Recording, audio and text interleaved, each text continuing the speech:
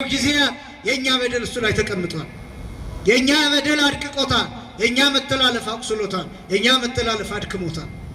ኃያል የነበረው ወፍ ደካማ እንደነበረ ክርስቶስ ስለኛ ኃጢአት ለኛ ዋጋ ለመክፈል መስቀል ተሸክሞ ተደፍቷል። 6666 ጊዜ ተገርፏል። ራበኝ ብሎ ጠማኝ ብሎ ጠይቋን ክርስቶስ በድካም አልፏል፣ በመንከራተት አልፏል። ምክንያቱም ስለኛ ኃጢአት ያ ወፍ የሱን በሽታ የበሽተኛውን በሽታ ከወሰደ በኋላ እንደጠቆረ ነጭነቱ ወደ ጥቁርነት እንደተቀየረ ክርስቶስም መስቀል ላይ በእኛ በደል ጠቁሯል። በእኛ በደል የኛን መልክ የኛን የኃጢአት መልክ የኛን የነውር መልክ ስለያዘ ክርስቶስ እንወደው ዘንድ ደምግባት የለውም እስኪባል ድረስ ደምግባቱን አጥቷል። ምክንያቱም የመከራ መልክ ነው፣ የመከራ ፊት፣ የመከራ አካል መስቀል ላይ ቅዱስ ጳውሎስ እንዲያውም ይናገራል። ገላትያ ምዕራፍ 3 ቁጥር 13 ላይ በእንጨት የተሰቀለ የተረገመ ነው ተብሎ ተጽፏል ይላል። እኛን ከእርግማን ይዋጀን ዘንድ ክርስቶስ ስለሁላችን እርግማን ሆነ ይል። ኃጢአት ምን ይመስላል? እርግማን ምን ይመስላል? በደል ምን ይመስላል? ነውር ምን ይመስላል ተብላችሁ ብትጠየቁ ምን መመለስ እንዳለባችሁ ልንገራችሁ። ክርስቶስ መስቀል ላይ የተሰቀለበትን መልክ ይመስላል። ክርስቶስ ኃጢአተኛ አይደለም፣ የኛ ኃጢአት ግን አርፎበታል። ክርስቶስ በደለኛ አይደለም፣ የኛ በደል ግን አርፎበታል። ነውር የለበትም፣ የኛን ነውር ግን ተሸክሟል። እርግማን የለበትም፣ ግን መስቀል ላይ የኛን እርግማን ተሸክሟል። ስለዚህ የኛ እርግማን መልኩን አሳጥቶታል። ሲታይ የሌባ መልክ፣ ሲታይ የዘማዊ መልክ፣ ሲታይ የአመንዝራ መልክ፣ የፈሪሳዊነትን መልክ፣ የግብዝነትን መልክ መስቀል ላይ ይዟል። የእያንዳንዳችንን የኃጢአተኝነት መልክ ክርስቶስ መስቀል ላይ ይዞት ነበር። እሱ ነው ስለ ሁላችን እርግማን ይሆን ዘንድ በመስቀል ላይ እንዲዋጀን የተሰቀለው። ለዛ ያ ወፍ ጠቆረ፣ ወደ አየር ወጣ። 3 ሰዓት ብርድ ስላለው 3 ሰዓት ፀሐይ ሞቀ። ክርስቶስ መስቀል ላይ የቆየው ለ3 ሰዓታት ነው። እነዚህ 3 ሰዓታት የቅዳሴ ምሳሌ ነው።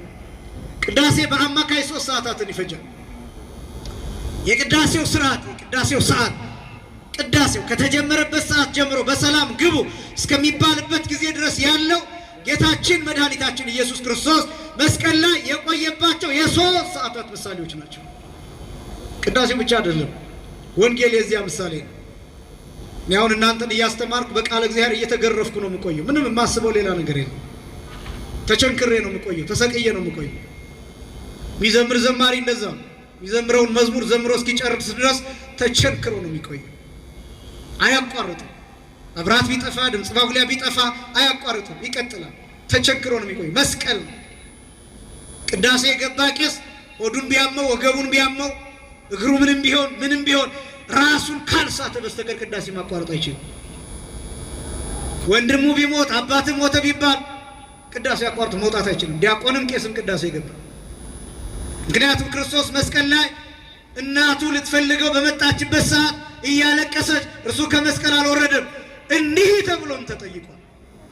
መሰወልደ እግዚአብሔር አንተ እስኩረድ መስቀልከ ንርአይ ወንእመን ብከ፣ አንተ የእግዚአብሔር ልጅ ከሆንክ ከመስቀል ውረድ አይተን እንመንብህ ተብሎ ተጠይቋል። ግን ከመስቀል አልወረድም። ለምን? አይቋረጥም። እነዚህ 3 ሰዓታት የዚህ አገልግሎት ምሳሌዎች ናቸው። እና ለምሳሌ ማህሌት የሚቆሙ መሪ ጌቶች ጠዋት ላይ ከስተው አሁን ሲገቡ ፊታቸው እያበራ ሊገቡ ይችላል።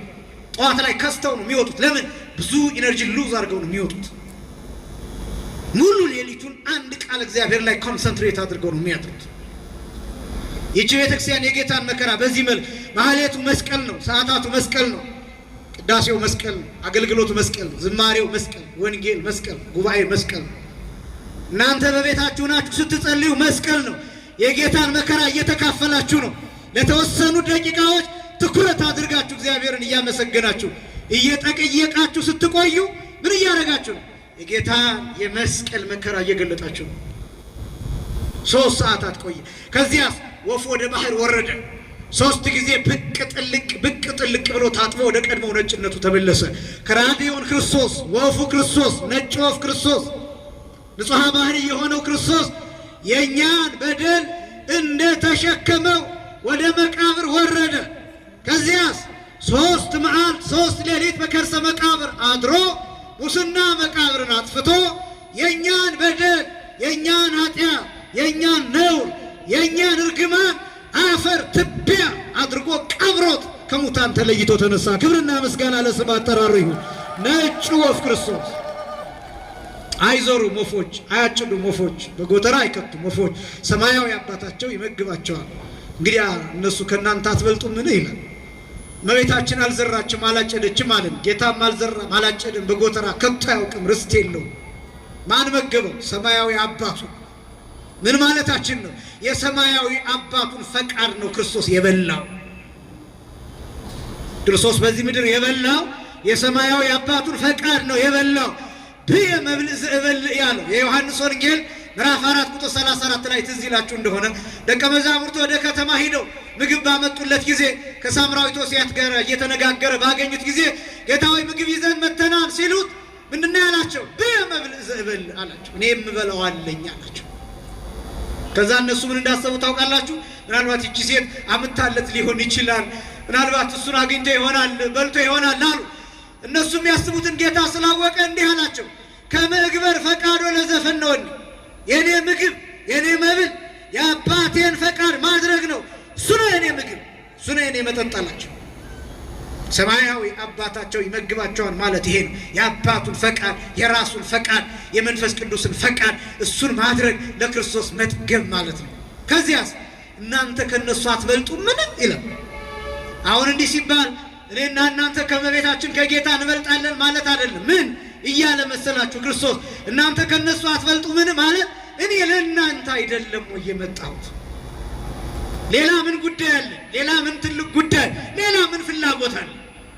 እናንተ እንድትድኑ እናንተ እንድትመለሱ አይደለምን? ሌላ ምንም የለውም እግዚአብሔር በዚህ ምድር ላይ ሌላ ዓላማ ከሰው ልጆች መዳን ውጭ ከሰው ልጆች መዳን ውጭ እግዚአብሔር ይሄ ሰማይ ጉዳዩ አይደለም። እግዚአብሔር ይህች ምድር ጉዳዩ አይደለችም። እግዚአብሔር ውቅያኖሱ ጉዳዩ አይደለም። የእንስሳት የአራዊት ብዛት፣ የከዋክብት ብዛት፣ የፕላኔቶቹ ብዛት ይሄ ለእግዚአብሔር ምንም ጉዳዩ አይደለም። የእግዚአብሔር ጉዳይ ሰው ነው። የእግዚአብሔር ጉዳይ አንተ ነህ። የእግዚአብሔር ጉዳይ አንቺ ነሽ። ትልቁ ጉዳይ ይህን ክብር ማወቅ ያስፈልጋል። የአባታችን የመድኃኔዓለምን በዓል ስናከብር የሰማይ ወፎችን እየተመለከትን መላእክትን እያየን እንደ መላእክት እያመሰገንን ቅዱሳንን እያየን እንደ ቅዱሳን ከፍ ብለን እየበረርን እመቤታችንን ጌታን እያየን ምሳሌ እያደረግን እመቤታችንን በጸጋ እያመሰገንን እያከበርን ጌታን ደግሞ በባህሪው እያመለክን እያመሰገንን መሆን ይገባዋል። የሰማይ ወፎችን ተመልክተን እንደ ቅዱሳን አባቶቻችን እንድንኖር አምላካችን እግዚአብሔር ይርዳን። እንደ ቅዱሳን አባቶቻችን ክንፈ ጸጋ ለሁላችንም ያድልን። በዓሉን የተባረከ ያድርግልን። ለዛሬ ዓመት በሰላም ያደርሰን። ያስተማረን የአባቶቻችን አምላክ እግዚአብሔር ይክበር ይመስገን። ወስብሐት ለእግዚአብሔር።